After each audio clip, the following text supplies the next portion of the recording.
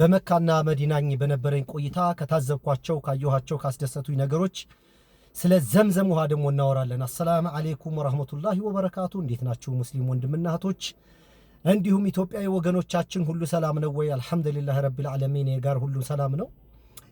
እንግዲህ ሰሞኑን ጠፋ ብዬ ነበረ። ሰርግ ላይ ከረምኩ አዋሽ አንድ የዘመድ ሀቅ ነበረብኝ። ከዝምድናው በላይም ደግሞ አባትየው ወዳጄ አብሮ አደጌ ስለነበረ ለዛ ነበር ወደ አዋሽ ይርኩት። ትናንትና በሰላም ተመለስኩ አልহামዱሊላህ ረቢል ዓለሚን። ስለ ዘምዘም ውሃ እስቲ እናውራ። እኔ እንግዲህ ከአላህ የጀመረ ነገር ወይም ከሶርስ ከምንጭ ከፈጣሪ የጀመረ ነገር በሙሉ ብሩክና የተቀደሰ ብዬ ነው ማምነው። ግን አላህ ራሱ ደግሞ ሲፈጥር አስባችሁ ከሆነ እያንዳንዱ አሁን እኛ ሀገር የሚሸጡ ውሃዎችን አይታችኋል። እነዚህ ሃይላንድ የሚባሉ ውሃ የሚጻፉ መረጃዎች አሏቸው። የውሃውን ኳሊቲ የሚገልጹ መረጃዎች አሏቸው። ያው እኛ የማንበብ የማየት የመጠየቅ ባህላችን ደካማ ስለሆነ ዝም ብለን ሃይላንድ በሚል ነው እንጂ የምንጠጣው ምን ያህል ጥቅም አለው፣ ምን ያህል ይጎዳል፣ ምን ያህል አስፈላጊ ነገር አለው፣ ምን የማያስፈልግ ነገር አለው፣ ያ የሚያስፈልግ ነገርስ ምን ያህል ይጎለዋል፣ ምን ያህሉ ከፍ ያለ ነው የሚለውን አናይም። ዝም ብለን ነው የምንጠጣውና አላህ ሱብሓነሁ ወተዓላ የዘምዘም ውሃን ደግሞ በዚህ ልክ በዚህ ደረጃ የገነነ ውሃ አድርጎ ሲፈጥረው ምንድነው የሚል የማወቅ ፍላጎት ነበረኝ። መረጃውን ከ10 ዓመት ከ11 ዓመት በፊት ሰምቻለሁኝ እና አሁን እስልምናን ከተቀበልኩ በኋላ ያ የሚባለው ነገር እውነት ነው ውሸት አይደለም የሚለውን ማጣራት ፈልጋለሁ። ለነገረኝነት ሳይሆን ይሄ ሌሎች እስልምናን አጥንተው ነገር ለሚቆረጣጥሙት እንደነ ፎይ አይደለም። እኔ እስልምናን ማጠናው ማነበው እስልምናን ባጠናሁና ባወቅኩት ቁጥር በቅልብ ነገሩን ስለማይ በገርነት ስለምመለከት አላህም ገር ያደርግልኛል፣ ነገሩን ቴስት እንዳደርገው ይረዳኛል። እና የዘምዘም ውሃ በጣም ካስገረመኝ አንፃር አንድ ነገር ነግራችኋለሁ። አንዳንድ ደግሞ ሙስሊሞች ይሄ ነገር በቁርአን ተጽፏል አልተጻፈም ምናምን እያሉ ጥርስ አልፋ ጉንጭ አልፋ ጭቅጭቅ የሚያደርጓሉ። እስልምና ሃይማኖትን ከሌሎች የሚለየውን አንድ ነገር ልንገራችሁ። አሁን እስልምና ከቁርአን ውጭ የተጻፉ አንዳንድ የሚነገሩ ታሪኮች ንግግሮች ሊኖሩ ይችላሉ። ያ የተባለው የተነገረው ታሪክ ነገሩ ይሰራል አይሰራም የሚለውን ነው መመርመር ያለብን።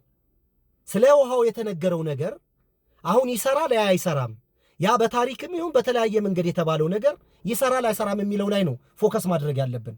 አመጣጡ ከነብዩ ኢብራሂም ባለቤት ከሆነችው አጋር እና ከልጇ ጋር የተያዘ የሚባል ነገር አለ። አሁን ያ ከታሪኩ ጋር መጥቶ ውሃው እየተባለለ ነገር ያላለው ነገር ይሰራል አይሰራም ነው ዋናው። እኔ በጣም እስልምና ላይ በጣም ልቤን ከገዛው ነገር ንያ የሚባል ነገር ከልብ የሚጀምር ነገር ላኢላሃ ኢላላህ እንዴት እንደሚያስደስተኝ ከልብ የሚጀምር ነገር ከራስ የሚጀምር ነገር ካልሆነ በስተቀር አስቸጋሪ ነው፣ ምንም ነገር ተቀባይነት የለውም። እና ዘምዘም ውሃ ለዛ ለነየትክለት ዱዓ ላደረክለት ነገር ነው የሚሰራው። አሁን ሌላ የሃይላንድ ውሃውን 1 ሊትር ወይም ግማሽ ሊትር ግጥም አድርጋችሁ ብትጠጡት ቶሎ ወደ ሽንት ይለወጥና መቀመጫ መቆሚያ ነው የሚያሳጣችሁ። ዘምዘም ውሃ ግን አንድ ነገር ልንገራችሁ፣ ጾም ውላችሁ በዘምዘም ውሃ ካፈጠራችሁ መኪናም ቢያለ መኪና ተገፍቶ እንደሚነሳ ምንጭቅ ብሎ እንደሚነሳ ታውቃላችሁ። ወላሂ እንደዛ ነው የምትነሱት። አንድ ካፕ እቺ በዊዝ ኤንድ ስራዋ 1 ካፕ ዘምዘም ውሃ ስትጠጡ ሙሉ ሰውነታችሁ እንደ አዲስ ይነቃቃል። እሱ አይደለም የሚነግራችሁ። ለምን 12 ካፕ አትጠጡም ዘምዘም? ወላሂ ሽንት አይመጣችሁ፣ ምግብ ነው የሚሆነው፣ ጤና ነው የሚሆነው። ወዴት እንደሚገባ አይታወቅም። ከጥፍር እስከ ራስ ፀጉር ድረስ ይበታት። የት ገባ? እንዴት ውሃ ሽንት አይመጣም? አስቡት። ጾም ውላችሁ ልትሰግዱ ገብታችሁ 12 13 ካፕ ዘምዘም ውሃ ጠጥታችሁ ሽንት ዝባሃል ነገር የለም ብራዘርስ። ወላሂ የሆነውን ነው በሌላ የሆነውን ነው የምነግራችሁ። እኔ የማፍርበትን ወሬና ዕውቀት አላወራም። እኔ ማንም ማወራው ነገር ሄዶ አረጋግጦ ዋተድላ እንዲል እንጂ ዝም ብዬ ለዛሬ ስሜት ለአሁን ነገር የሆነን ሰው ለማብሸቅ የሆነን ሰው ለማስደሰት ዝም ብዬ አልቀልም፣ አልቦጠረቅም። እኔ የዳሰስኩትን ያየሁትን የጨበጥኩትን የቀመስኩትን ነገር ነው የምነግራችሁ። 1 ካፕ ዘምዘም ውሃ ስትጠጡ ይሄ ሙሉ ቀን በጾም የዋለ ሰውነታችሁ ላኢላሃ ኢላላህ ብድግ ይላል። ብድግ 3 ፍሬ 5 ፍሬ 7 ፍሬ ተምር ሲጨምሩበት ህፃን ልጅ ምን አይነት ጥበብ ነው? ምን አይነት ዕውቀት ነው? ምንም ሳይንስ በሌለበት ሰዓት ከ1500 ምናምን ዓመት በፊት ከ1500 ምናምን በፊት በእንደዚህ ዕውቀት በእንደዚህ ደረጃ እንዴት ሰው ተመራምሮ ይሄን ነገር እንዴት ይናገራል? ሁለተኛ ሷሃባዎችና ነብዩ ሰለላሁ ዐለይሂ ወሰለም ሲጠቀሙት የነበረውን ነገር እኛ የበለጠ የሆነ ነገር ሆነን ነገሩን ለማንኳሰስና የበለጠ ነገር እንዳቃለን ብለን አንዳንድ ደግሞ ዝም ብለን ደካሞች የምናብራራበት ማብራራት ስህተት ነው። የፈለገ ሰው ይሄድ ይሄ የምለውን በዘምዘም ውሃ ላይ የምናገረው ነገር በትክክል ካላጋጠመው እኔን ደውሎ ይውቀሰኝ። ግን እቺ ልብህን ግን ቀና አድርገህ ስትጠጣው ዱዓ አድርገህ በቃ ለዛ ለነየትከው ነገር ነው የሚሆነው። ምግብም ይሆናል፣ መድኃኒትም ይሆናል፣ ኃይልም አቅምም ይሆናል። ሁለተኛ አሁን ነጮች ከሀበሻ የሚለዩበት ነገር ምንድነው? የሆነ መረጃ ሲዘሙ ዝም ብሎ አይቀባጥሩም፣ ዝም ብሎ አይለፈልፉም።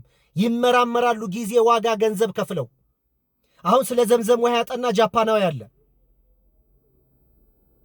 የዘምዘምን ውሃ አቅም፣ ጉልበት፣ ኃይል እንዴት እንደተናገረ በፈለጋችሁት 1000 ሊትር ውሃ ውስጥ አንድ ጠብታ ወይም አንድ ስኒ ውሃ ዘምዘም ብትከቱበት 1000 ወደ ዘምዘም ውሃነት በዘምዘም ውሃ ይሸነፋል እንጂ ዘምዘም ውሃ በዛ በ1000 በ2000 በ20000 ሊትር አይሸነፍም። ይሄን ጃፓናዊ ተመራማሪ ነው ያስቀመጠው። አሁን ይሄ ለሚያነብሰው ችግር የለውም። ለማያነብሰው ግን በጀሞ በህብረት ስለሚያስብ ችግር ውስጥ ይወድቃል። አብዛኛው ሰው ሲያምን ያምናል፣ አብዛኛው ሰው ሳያምን አያምንም። ማንበብ የሚጠቅመው ምንድነው? ማንበብ ግለሰባዊ ያደርጋል። ስታነብ ስታቅ ለምትሰማው ነገር አትደነግጥም። በምታቀው ነገር ቻሌንጅ ታደርጋለህ። ማታነብ ማታቅ ማትጠይቅ ማትሰማ ከሆነ ደግሞ በደቦ ነው የምትንቀሳቀሰው። ህዝብ ነህ፣ ለብቻ ምንም ማድረግ አትችልም። እና ጃፓን ተመራማሪ አጥንቷል ስለ ዘምዘም ውሃ፣ የዘምዘም ውሃ አቅም፣ ኃይል፣ ጉልበት። ስለዚህ የእኛ ሰውነት ደግሞ አብዛኛው ክፍል 70-80% ውሃ ነው ይባላል።